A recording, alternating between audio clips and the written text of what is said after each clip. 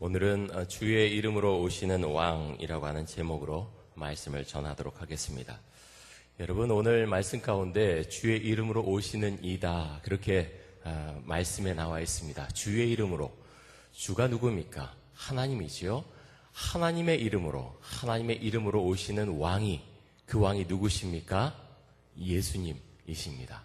하나님의 이름으로 이 땅에 오신 분이 누구신가 하면 예수님이라고 하는 것입니다. 예루살렘에서 예수님을 환영하는 무리들이 이렇게 외쳤지요.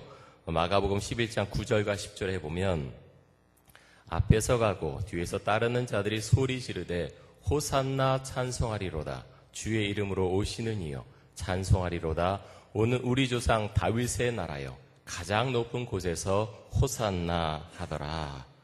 자, 누가 예수님을 환영했습니까? 지금 예수님께서 예루살렘으로 들어가고 있습니다. 예수님을 환영한 사람들은 갈릴리에서부터 예수님을 따라온 사람들도 있었고요. 또 예루살렘에 살고 있었던 예루살렘 사람들도 있었습니다. 이들이 함께 예수님을 환영했습니다. 근데 이들이 뭐라고 소리를 높입니까? 뭐라고 이야기를 합니까? 호산나 찬송하리로다. 주의 이름으로 오시는 이여 찬송하리로다. 오는 우리 조상 다윗의 나라여 가장 높은 곳에서 호산나, 이렇게 부르면서 환영했습니다. 호산나라고 하는 이름 많이 들었지요? 오늘 찬양대도 그 찬양을 했는데, 여러분, 호산나가 무슨 뜻입니까? 호산나. 히브리어로 원래 이 호산나는 호시아나라고 하는 그런 단어인데요. 이 호시아나를 우리나라 말로 음역하면서 호산나라고 음역을 했습니다. 호산나는 지금 구원하소서. 기억하십시오. 우리가 워낙 많이 쓰는 단어이기 때문에 기억하시는 게 좋습니다. 지금 구원하소서라는 의미를 갖고 있습니다. 예수님을 보고서 이 백성들이 소리를 친 거지요. 찬송하리로다. 하나님께로부터 온 우리의 왕이시여 우리를 구원하소서, 그렇게 소리 높여 외쳤다고 하는 것입니다. 그런데 이 소리를 듣고서 당황하는 무리들이 있었습니다. 누굽니까? 바리새인들이 당황했습니다. 예수님께서 예루살렘으로 들어오신 이 장면은 사복음서에 전부 다 나와 있습니다. 마태복음, 마가복음, 누가복음, 요한복음 전부 다 나와 있는데요. 누가복음 19장에 보면 무리들이 그렇게 외칩니다. 찬송하리로다. 주의 이름으로 오시는 왕이여 찬송하리로다.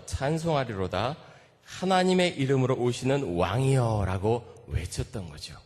바리새인들이 얼마나 놀랬겠습니까? 아니, 하나님께로부터 오시는 왕이라고 말이 되는 소리냐 하면서 예수님에게 그렇게 사람들이 외치지 못하게 해달라고, 당신의 제자들을 자제시켜달라고 그렇게 요청을 합니다. 예수님께서 뭐라고 말씀을 하셨습니까? 누가복음 19장 40절에 보면 이렇게 말씀합니다. 대답하여 이르시되 내가 너희에게 말하노니 만일 이 사람들이 침묵하면 돌들이 소리 지르리라 하시니라. 자, 너희가 듣기에 이 말이 틀린 것 같으냐? 만약 사람들이 하나님께로부터 오시는 왕이시여 우리를 구원하소서, 지금 우리를 구원하소서, 그 소리를 외치지 않는다면 여기 있는 돌들조차 그렇게 외칠 것이다. 만약 너희들이 그것을 못하게 한다면 이 돌들이 그렇게 외칠 것이다 라고 지금 백성들이 외치는 소리가 맞다고 하는 것을 분명하게 예수님께서 말씀을 하셨습니다. 네, 여러분, 우리가 이 본문을 보면서 우리가 깊이 한번 생각해 봐야 될 것이 있습니다. 그것이 무엇인가 하면 예수님께서 생각하시는 왕과 지금 환호하는 백성들이 생각하는 왕과 똑같지 않다고 하는 것입니다. 지금 예수님을 환호하는 유대인 무리들, 이 무리들이 바라는 왕의 모습은 어떤 왕입니까? 로마의 압제로부터 벗어나게 해줄 왕을 이들은 구하고 있습니다. 내가 지금 배고픈데 내 배를 채워줄 왕을 구하고 있습니다.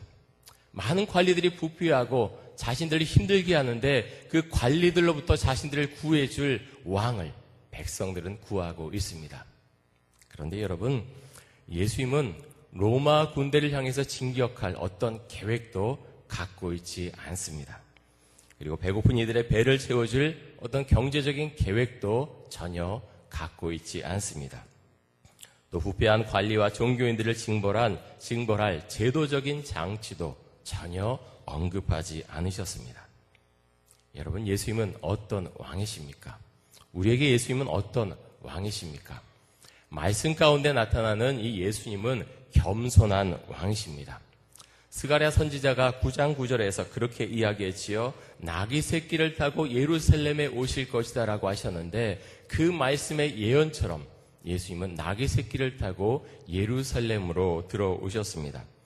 백성들을 위해서 군림하는 왕이 아닌 사랑과 평화의 왕으로 예루살렘에 들어오셨습니다. 결국에 십자가 앞에서 십자가에 매달려서 정말 처절하게 죽어가면서도 자신의 백성들을 사랑하실 사랑의 왕으로 이 땅 가운데 오셨습니다. 저는 오늘 말씀을 묵상하면서 그런 생각을 했습니다. 예수님께서 지금 예루살렘에 들어오시는데 어떤 생각을 하시면서 예루살렘에 들어오셨을까? 여러분 한번 그 장면을 상상해 보십시오. 백성들은 환영하고 있습니다. 환호합니다. 호산나, 지금 구원하소서, 하나님께로부터 오시는 우리의 왕이시여 우리를 구원하소서, 그렇게 외치고 있습니다. 예수님은 이런 외침이 옳다고 말씀하셨습니다. 마음속에 기쁨이 있으셨을 것입니다. 그런데 기쁜 마음만 있으셨을까? 그렇지 않았겠지요. 왜냐하면 조금 지나면 십자가에 못 박혀 죽으실 것을 예수님은 너무나 잘 알고 계셨기 때문입니다. 여러 가지 생각이 예수님의 마음 가운데 있었을 것입니다. 여러분, 오늘이 종려주일입니다. 종려주일이 어떤 의미로 그렇게 지금 붙여졌는지 여러분 아십니까? 종려나무라고 하는 나무가 있죠. 원래 이 나무는 대추야자 나무입니다. 사진 한번 보겠습니다. 자, 이것은 이제 이스라엘에 가면 주로 이제 요즘은 사해바다의 그 근처에 이 종려나무가 굉장히 많습니다. 대추야자 나무인데요. 군락을 이루면서 그렇게 키우고 있죠. 근데 예루살렘에도 이 대추야자 나무, 종려나무가 있습니다. 예수님께서 오실 때 백성들이 여기에서 가지를 잘라서 어떤 가지는 그 바닥에 펼쳤고 어떤 가지는 잡고 흔들면서 예수님을 환영했다고 하는 것입니다. 호산나, 하나님께로부터 오시는 우리의 왕이시여 라고 하면서 외쳤다고 하는 것입니다. 그래서 오늘을 종려주일 또는 고난주일이다 이렇게 우리는 붙여서 오늘을 지키고 있습니다. 여러분, 우리는 어떤 마음으로 이 종려주일을 받아들이고 있습니까? 우리는 어떻게 예수님을 환영하고 있습니까? 예수님을 환영했던 그 유대인 무리들은 예수님으로 인해서 배고픔을 해결하고자 했습니다. 예수님으로 인해서 로마의 압제로부터 벗어나고자 했습니다. 지금으로 말하면 예수님으로 인해서 내가 좀 더 성공하고 출세하고 명성을 얻기 위해서 좀 더 많은 돈을 벌기 위해서 예수님을 환영했다고 하는 것입니다. 여러분, 제가 질문을 드리겠습니다. 여러분은 예수님은 여러분의 진정한 왕이십니까? 한번 대답해 보십시오. 예수님은 나의 왕입니까? 나의 과거와 현재와 미래의 계획을 이끌어 주시는 그런 여러분의 왕이십니까? 왕이라면요, 왕의 명령, 왕의 말씀은 절대적인 것입니다. 우린 그것을 거부할 수가 없습니다. 정말로 예수님께서 나의 인생의 왕이시라면 예수님께서 말씀하신 것, 제가 생명을 바쳐서 그 말씀에 따르겠습니다 하는 고백이 있을 때야, 그때서야 비로소 예수님은 나의 왕이십니다, 그렇게 고백할 수가 있습니다. 여러분들은 예수님에게서 어떤 것을 기대하십니까? 예수님을 믿으면 나 인생 가운데 어떤 영향력이 있으리라고 생각을 하십니까? 예수님을 환영하던 유대인 무리들처럼 우리가 혹시라도 예수님을 어떤 정치적인 메시아로만 그렇게 만약에 받아들인다면 우리 믿음 생활에 큰 위험이 도래할 그런 가능성이 굉장히 많습니다. 왜 그렇습니까? 예수님을 내가 믿는다고 하지만 이렇게 오늘 예루살렘에 들어오는 예수를 환영했던 그 무리들 같은 생각을 갖고 있으면 내가 예수 믿지? 그러면 나의 사업이 반드시 잘 돼야 돼. 내가 좋은 데 취직하고 그리고 승진도 잘하고 나의 자녀도 다 잘 되고 내가 원했던 거 주님께서 다 이루어 주시고 그런 가운데서 내가 살 수 있어야 돼. 그것이 내가 예수 믿는 증표가 될 수 있어. 적어도 그 정도의 차별은 있어야지 내가 예수를 믿을 거 아닌가. 그렇게 생각할 수 있기 때문입니다. 여러분, 예수님을 믿는다는 건 무엇입니까? 물론 예수님을 믿는다는 게 다 고난 가운데 처하게 된다. 그렇지는 않습니다.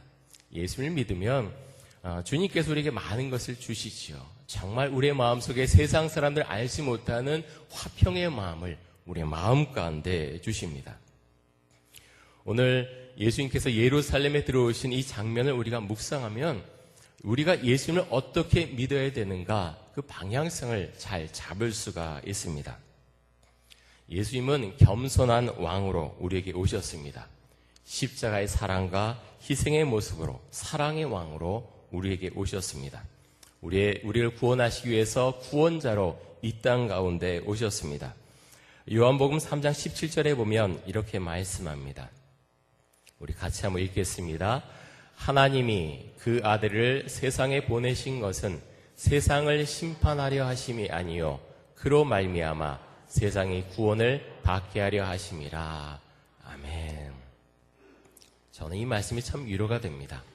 예수님께서 이 땅에 오신 이유가 엄격한 심판자로 당신만 구원받을 수 있어. 다른 사람은 전부 다 안 돼. 그런 엄격한 기준을 갖고 오시면서 우리를 책벌하시고 우리를 누르시는 그런 분이셨다면 예수를 믿기가 참 어려웠을 것입니다. 그런데 주님께서는 이 땅 가운데 오시면서 이 땅 가운데 온 이유는 세상이 구원을 받게 하려 하심이라라고 말씀을 하셨습니다. 여러분, 이것이 우리의 고백이 될 수 있기를 원합니다. 근데 한국 사회도 참 많이 변하고 있지요.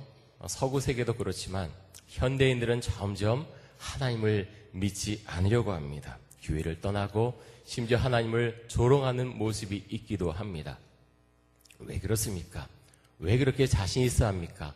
왜 그렇게 교만한 마음이 마음속에 들어왔습니까? 여러 가지 이유가 있지만 그 중에 가장 큰 이유 중에 하나는 마음속에 하나님을 경외하는 마음이 없기 때문입니다. 여러분, 경외한다는 게 무엇이지요? 경외한다는 건 두려워한다는 겁니다. 내가 하나님을 경외한다 할 때에는 내가 하나님께 두려워하는 마음이 있다라고 하는 것입니다. 그런데 세상 사람들은, 현대인들은 하나님을 두려워하는 마음이 정말 많이 없습니다. 사사기 21장 25절 한번 보겠습니다.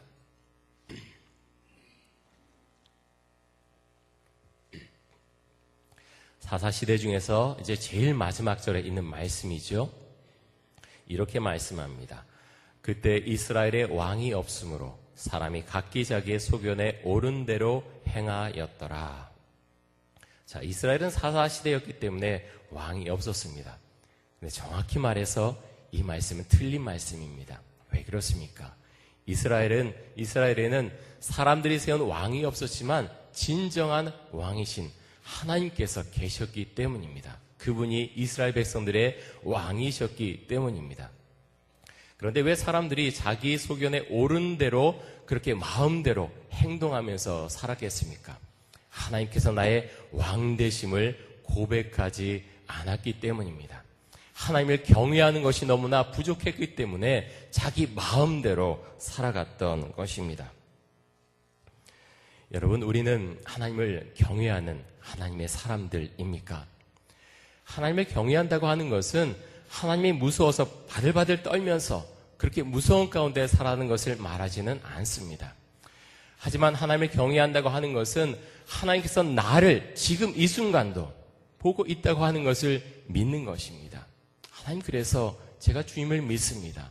주님과 함께 살아갑니다. 이렇게 고백하는 사람입니다. 여러분은 예수님을 여러분 삶의 진정한 왕으로 받아들이셨습니까? 그것이 우리에게는 굉장히 중요합니다. 예수님을 우리의 왕으로 삼은 사람은 사도 바울처럼 이렇게 고백하지요. 내가 그리스도와 함께 십자가에 못 박혔습니다. 주님, 제가 그리스도와 함께 십자가에 못 박혔습니다. 그렇게 주 앞에 고백을 하게 됩니다. 예수님의 제자들 한번 생각해 보십시오. 제자들은 3년 동안 예수님과 함께 다녔습니다. 그런데 예수님을 진정한 왕으로 그들의 마음속에 그렇게 고백한 건 오래되지 않았습니다. 예수님과 함께 다니면서 이들은 마음속에 딴 생각이 있었습니다. 뭔가 내가 한 자리를 차지하게 될 것이다. 예수님께서 왕이 되시면 나는 성공할 거야. 뭔가 새로운 세계가 나타날 거야. 예수님의 제자들은 그렇게 생각하고 예수님을 따라다녔습니다. 그런데 예수님께서 처절하게 처참한 모습으로 십자가에 못 박혀 죽으셨습니다. 제자들은 당하고 힘들어했습니다. 그런데 그런 가운데서 예수님께서 부활하셨습니다. 그리고 마가의 다락방에서 제자들은 성령을 받습니다. 그 다음부터 제자들은 달라지죠. 이제서야 비로소 예수님을 자신들의 진정한 왕으로 그때부터 고백하고 말씀에 붙잡힌 사람으로, 성령의 사람으로 예수님의 제자들은 다시 태어나게 됩니다. 여러분, 예수님께서 우리의 왕이십니까?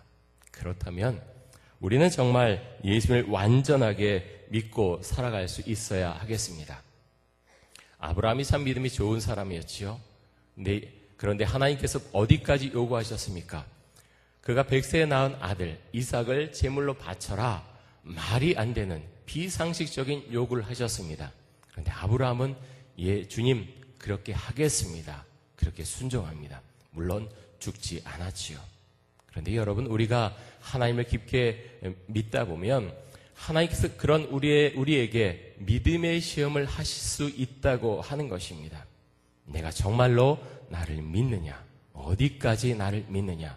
믿음의 시험을 우리에게 하실 수 있습니다. 여러분, 그럴 때 우리는 그 믿음의 시험을 잘 감당해 나갈 수 있겠습니까? 그것은 어떤 우리의 의지로 되는 것은 아닐 것입니다. 오늘 말씀처럼 정말 예수님께서 나의 왕이 되신다고 내가 고백할 수 있을 때 우리는 그런 믿음의 시험을 잘 이겨낼 수 있을 것입니다. 사랑하는 이수원동교회 성도 여러분, 믿음의 사람들이 모두 되십시오. 정말로 예수님을 나의 왕으로 고백하면서 예수님과 함께 살아가는 믿음의 사람들이 모두 되실 수 있기를 간절히 소망합니다. 우리 함께 동성으로 기도